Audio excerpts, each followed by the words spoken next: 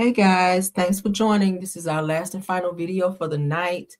Let's go ahead and jump right on into it. All right. Thank y'all for being here.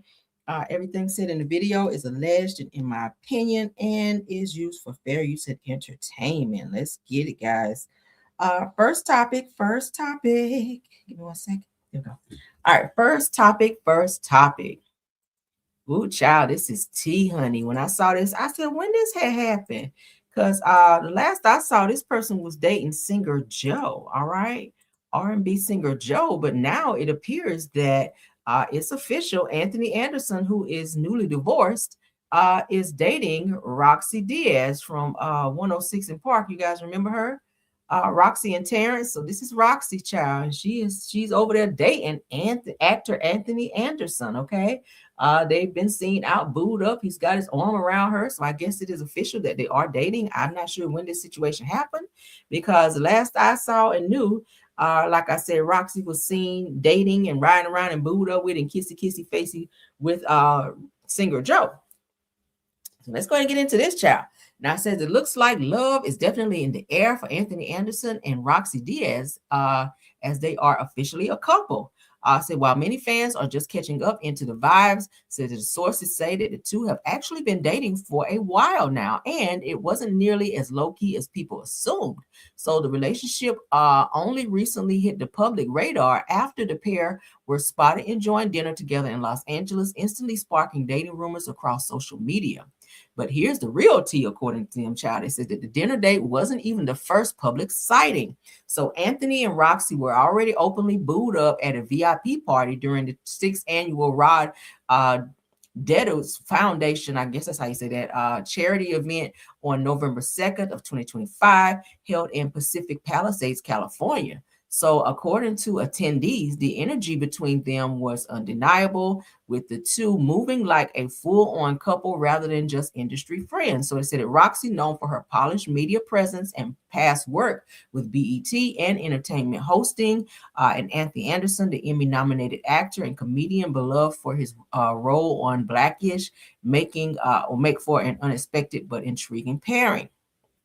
It also says that now that the sightings are stacking up, fans are realizing that this romance didn't just pop up overnight. It has been brewing in plain sight. So let's go ahead and look at some pictures of the two of them because I'm shocked. I had no idea. Again, the last person I saw Roxy dating openly was singer Joe. All right, but let's go ahead and get into this, child. All right, so here they are out. Look like they're shopping. May have just gotten dinner or something like that. I don't know what the hell he got on, but so yeah, y'all know he lost a bunch of weight because he had some stuff going on with diabetes. So shout out to him for that. All right, but honey, Roxy is known for dating several guys in the industry, and she recently, like I said, just broke up with R&B singer Joe. So here they are. Okay, you can see his hand around her here. She's sitting real close, like they're a couple. She's enjoying her wine, and he seems to be happy. But y'all know Anthony Anderson is newly divorced. He and his wife were married for quite some time. They have kids, but they've divorced now, and he's back out into the dating scene. And now he is said to be dating Roxy Diaz. Okay, all right. So let's move along. I was telling you guys that she dated Joe. Well, I'll give you guys this here video so y'all can see. It wasn't that long ago she was with Joe. I thought she and Joe were probably gonna stay together and be married, but I don't know what the hell happened. But shout out to Roxy and Joe, and I guess shout out to Roxy and Anthony now. But that's them together, child. Roxy and Joe. That's when they were together, and this was not that long ago. I promise you, because there's recent pictures out there of them together. So she just broke up with Joe, and now child, she done jumped in Anthony Anderson's bed. But that's them. She was going to award shows and everything with him. But there they go, child. There they go. Okay. All right. So shout out to Roxy and Anthony. We'll see how long that one lasts, honey. All right. So Wiz Khalifa. Yeah, Roxy does seem to get around. I'm glad somebody else said it. I didn't want to go there. But Roxy does get around, honey. She got a lot of miles down there. But hey, I'm not that I'm clocking them, but do what you want to do with your walk down there, child. But she does get around a lot. All right. So let's get into our next topic. Wiz Khalifa found himself in some trouble where he will be locked up abroad, you guys, for they're saying 9 months. So let's get it up on the screen. Shout out to It's Only Entertainment, where it says that Wiz Khalifa is hit with a 9-month prison sentence in Romania, you guys. So let's see why. So rapper superstar Wiz Khalifa is facing serious consequences overseas after a Romanian appellate court sentenced him to 9 months in prison, overturning an earlier ruling that only imposed a fine. Now, according to court records cited by local outlet Can, it said that the Constanta, I hope I said it right, Constanta Court of Appeals reversed a lower court decision that had allowed the Pittsburgh rapper to walk away with a $3,000 Romanian lei fine. It says that prosecutors from Romania's DIICOT agency appealed the ruling, arguing that the custodial sentence was required under the law and that the judges agreed.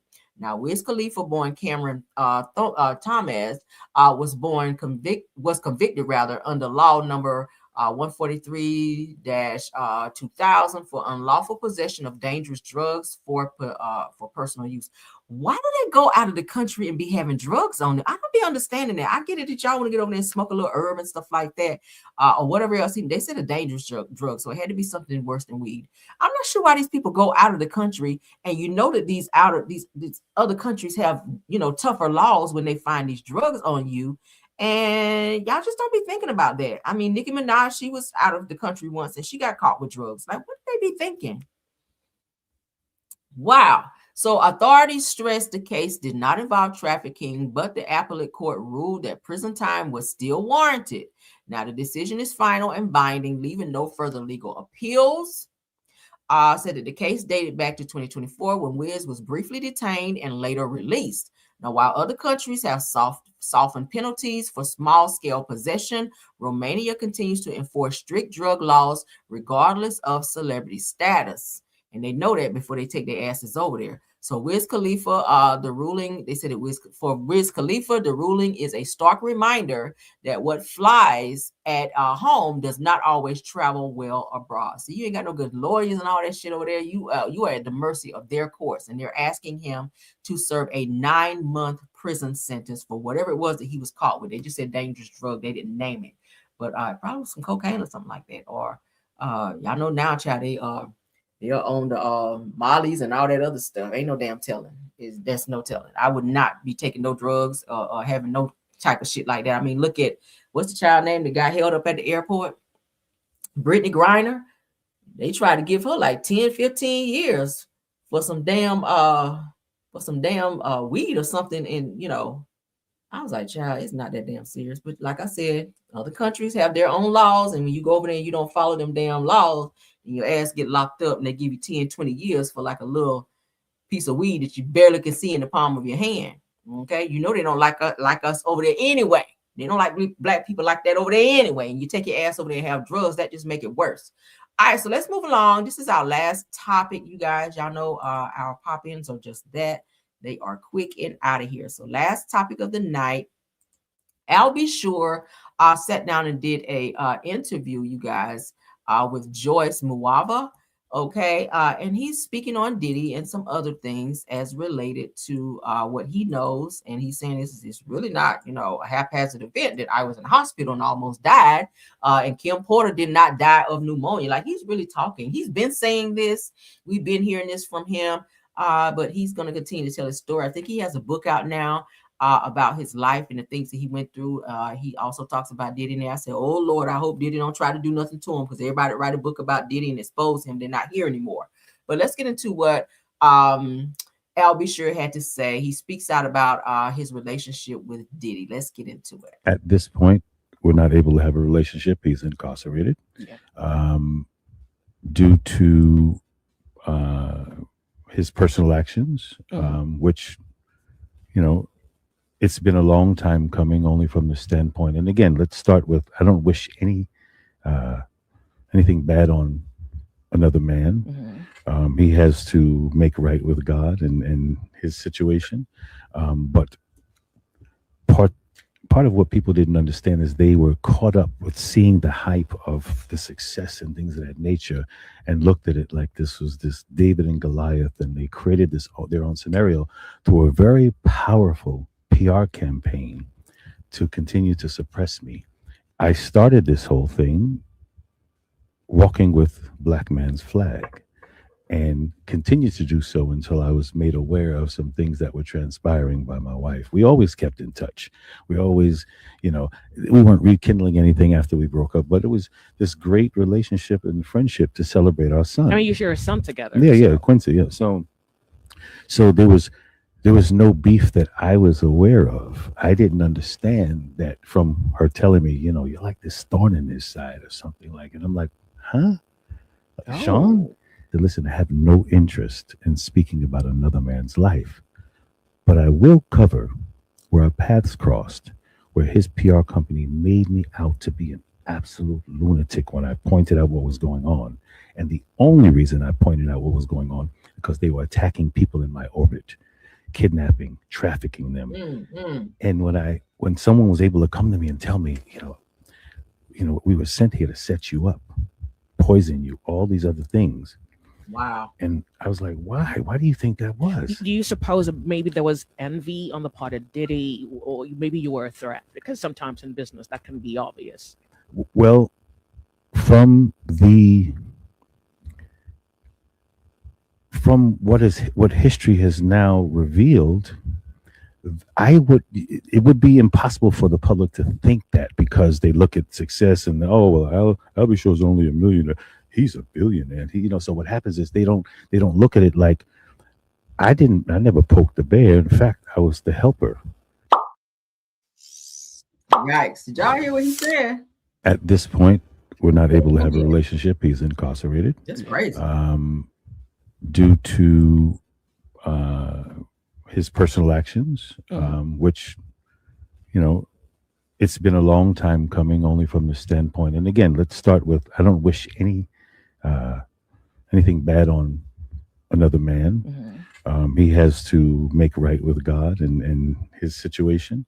But part of what people didn't understand is they were caught up with seeing the hype of the success and things of that nature and looked at it like this was this David and Goliath, and they created their own scenario through a very powerful PR campaign to continue to suppress me.